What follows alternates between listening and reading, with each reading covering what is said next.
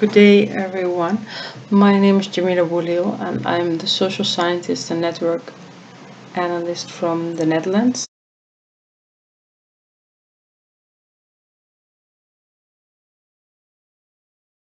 I want to talk to you today about my favorite subject, which is evaluating cultural practices and measuring their social impact.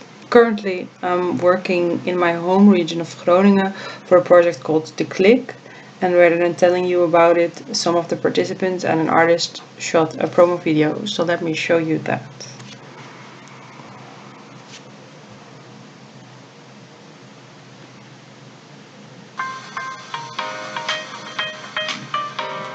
Dit is Theo. Hij is 15 jaar oud. Hij is op een creatieve ontdekkingsreis bij de Klik Stadskanaal. Hij weet alleen nog niet zo goed wat hij wil leren.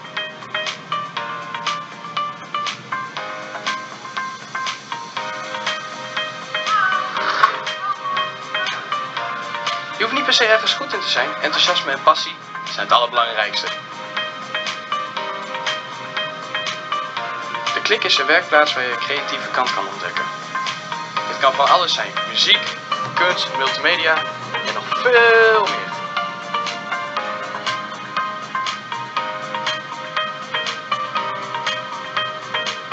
Bij de Klik gaan we samen kijken wat echt bij jou past.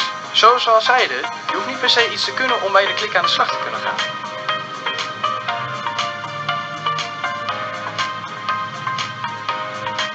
We komen naar jouw buurthuis, jongerencentrum of dorpshuis. Met alles wat je nodig hebt om aan de creatieve kant aan de slag te kunnen.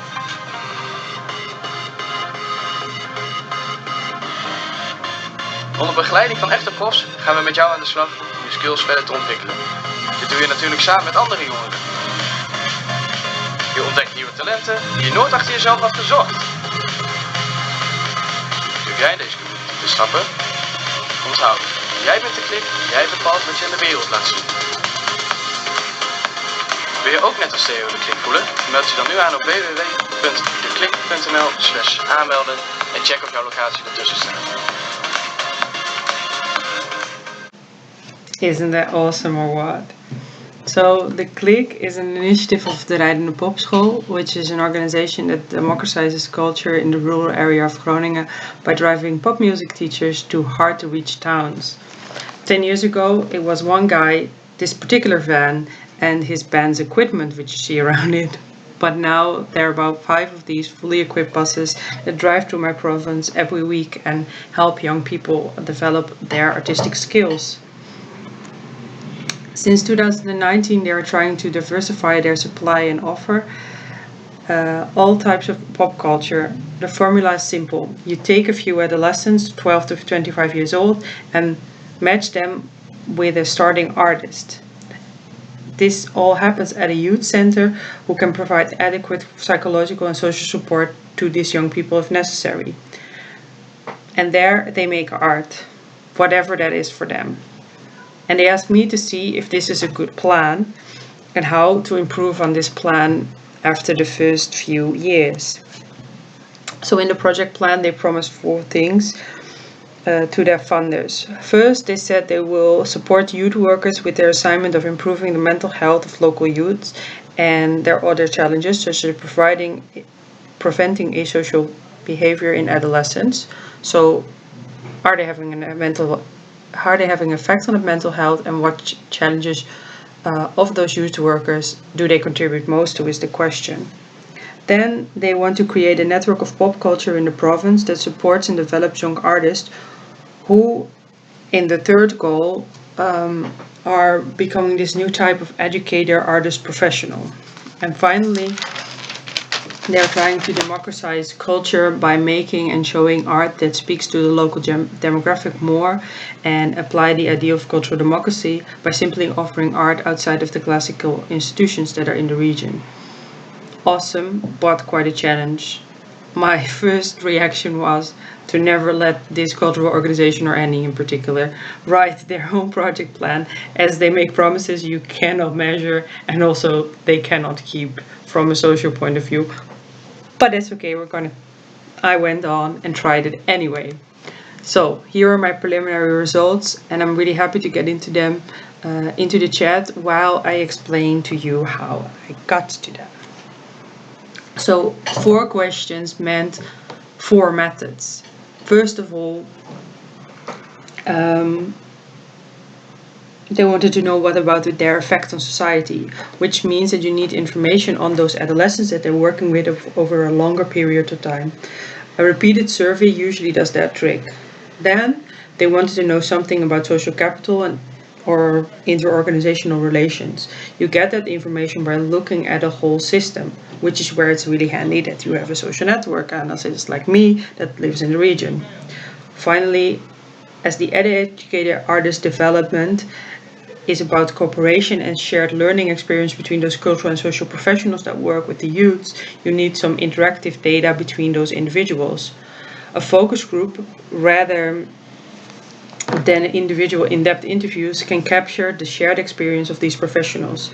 And finally, the organization wanted to know something about their practice and if it lowers the barriers that cultural institutions face, or perhaps through a process of participation at DeClick, here that there is that these adolescents in later will visit those classical institutions in the rest of the region, which is a question that the university actually is working on at the moment here, with the bigger theaters and museums in the province of Groningen.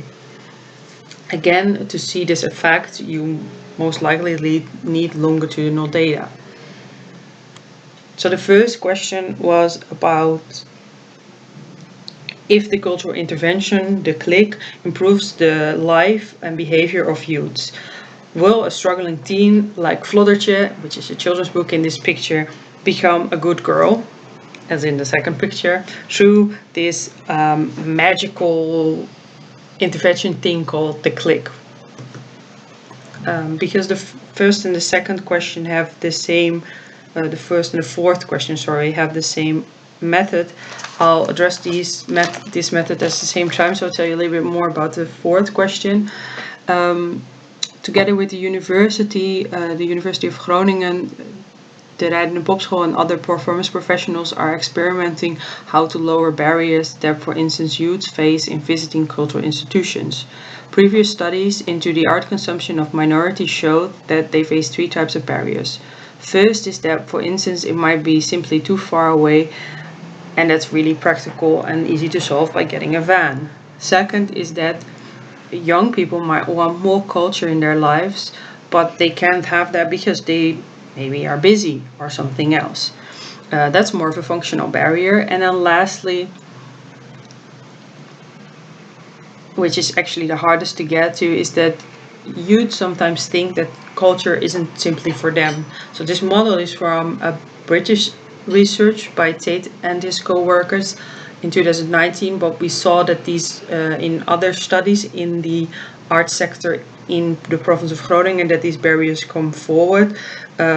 Most shocking was the attitudinal barrier that they asked about 100 youths in 2019 as well about what they did in their free time, and nobody answered culture. And they really do firmly believe that they do not have any creative, artistic thing going on, which to me was very sad. To find an answer to these 2 questions, I'm holding a survey with the youths and the audience of their performances later on. For the youths, we measure their mental health before and after a project round, and to make it easier on me and to ensure the reliability and validity of the questions, I use questions that are tried and tested in previous studies in social sciences and in cultural research. Second, it's important that the questions match your target audience. So to make the questions accessible for the adolescents, I present them as a QR code. They can make it on their phone and they feel really happy because they can play on their phone. And I also ask a little bit of the easier questions. I give these questions myself because the artists were very intimidated by us handing out research questions and found it very difficult to answer questions by the youth on the questionnaire, which is not strange because they're not trained social professionals. Being there myself makes it really, really time consuming, but that's okay because I don't have really a lot to do. More importantly, although there might be a difference before and after, that does not mean that the intervention is the cause. To solve that, we simply ask at the end, with the second questionnaire, did the kid contribute to, and then we name some type of mental health indicator.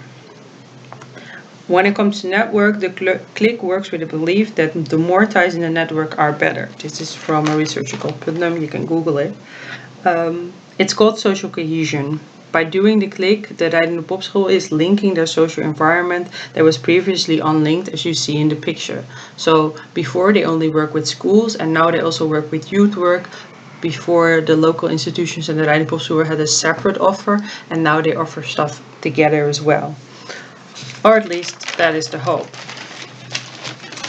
By doing a social network analysis, I'm mapping out the professional relations, which are called ties in technical terms, or of the cultural and social organizations, or actors as they're called, within the boundary of 2019, 20 and 21. Coding this by hand is an extremely time-consuming task as well, and asking people to indicate their professional partners for the last 3 years made me extremely unloved. But then I show them these really cool pictures of the ego net, so the personal network of the click. And then they can see that the click is actually doing a lot and growing a bit, and that only over 3 years, which was 2020 and a lot of lockdowns included. After that, they're mostly more willing because, as you can see, it's super effective. They're getting a lot more ties and they're growing their network. So for the more qualitative question is the idea that either artist can be trained as being both an artist and an educator, or that the social worker and the artist can have some sort of shared role at the head of these cliques. From the network, I will sample a few interesting corporations because there's a lot of them going on and I can't take them all. And I will talk in depth with them together about their shared learning experience in the past years. Interviewing is hard, but when you have a comfortable setting for your participants and the questions can be fully and calmly answered, let's say max 3 questions in an hour in my experience, you come a long way. And of course, being as objective as possible and ask open questions is very important to remind yourself of. Again, a lot of work, but we want to prove those claims that were made in the project plan before in a more substantial manner than by simply showing very cool videos that were made. So, in conclusion, I use 3 methods in this research, which are quantitative methods by the survey and looking if there's some sort of effect. I do qualitative interviews with the professionals, and I do a social network analysis. What was most important in this is that you just match your method to your question. And I really do think that mixed methods give a fuller picture. And as the really beautiful meme that I put in there says, ta-da! It's done. Thank you for listening.